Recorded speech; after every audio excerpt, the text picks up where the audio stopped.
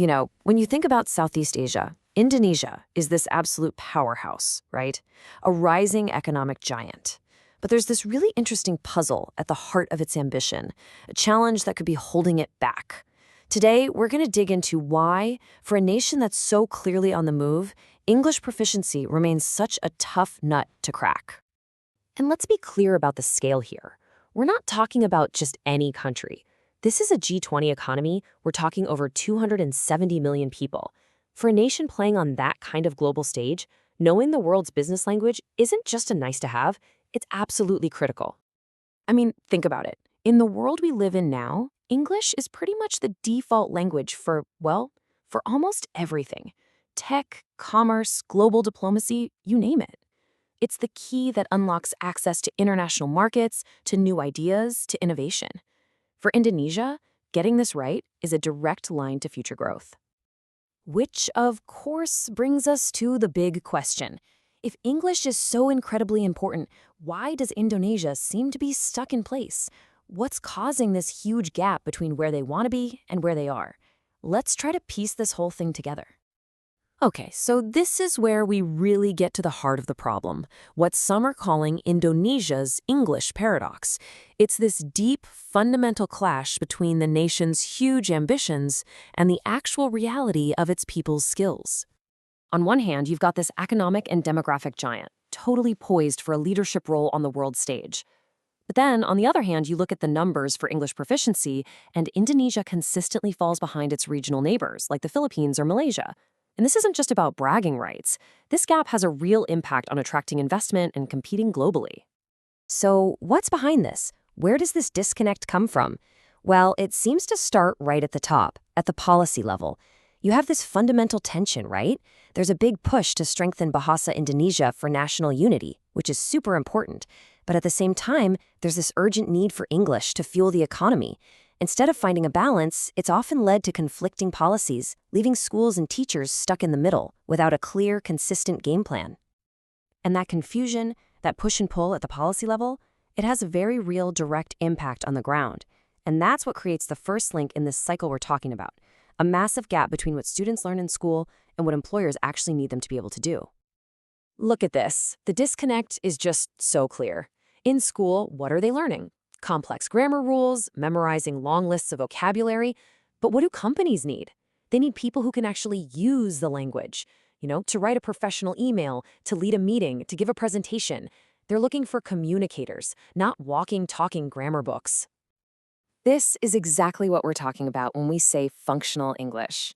It's not about how much you know about the language. It's about whether you can use it as a tool to get things done in the real world. And it seems like the system is producing a lot of graduates who know a ton about English, but really struggle to actually use it. And just like that, you've got the very first link in this vicious cycle. This heavy focus on theory in schools is creating a whole generation of graduates who are just not prepared for the practical communication skills that the global workplace demands. Okay, so why the focus on theory if everyone knows practical skills are what's needed? It all seems to come down to one thing, what we can call the testing trap. This quote, and it's from way back in 2007, just hits the nail on the head.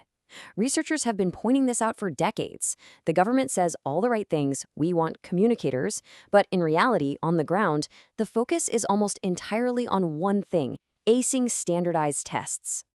And here's why. These high-stakes tests are basically the gatekeepers to everything.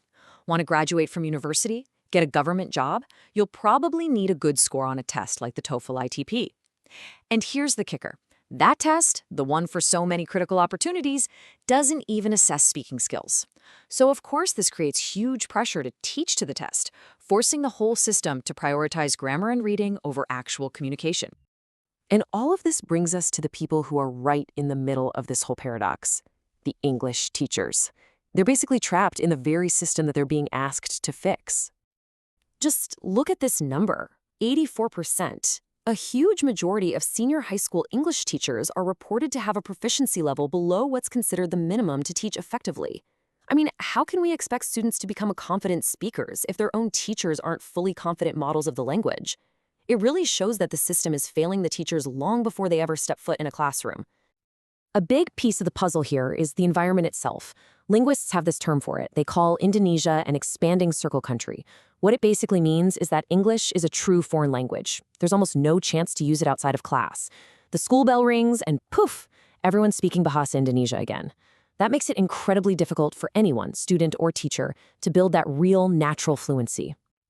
And then you layer on the actual reality of being in a classroom. I mean, try teaching a conversation class with 40 students. Now add the crushing pressure to prepare them for an exam that doesn't even test conversation. Throw in limited resources, maybe no internet, and top it all off with a cultural tendency where students are afraid to speak up because they don't want to make a mistake. It is a perfect storm of challenges. And boom, there it is. The cycle is complete. The teachers themselves are often products of this exact same system. So when they face these overwhelming conditions, what do? They fall back on what they know. Teaching from the textbook, focusing on grammar. And the result? A brand new generation graduates with the same old skill gap. And the cycle just keeps on spinning. So, yeah, the situation it's complex. But that doesn't mean it's hopeless. The question is, how can Indonesia finally break this cycle and create a new path forward? Well, the answer might not be a new curriculum or another new test. It might be something much more fundamental. And this right here, this really gets to the core of it.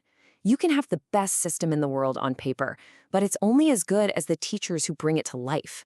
This suggests that any real, lasting change has to start not with the students, but with seriously investing in the teachers.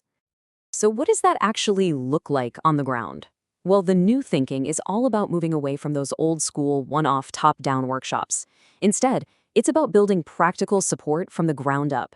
Things like creating local communities where teachers can actually help each other, using simple tech they already have, like WhatsApp, and empowering them to become researchers in their own classrooms, finding solutions to the real problems they face every single day.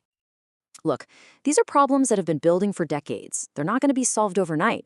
But it does feel like a clearer path forward is starting to emerge. By shifting the focus away from just testing students and moving towards truly empowering teachers, Indonesia might just have a real shot at finally breaking this cycle.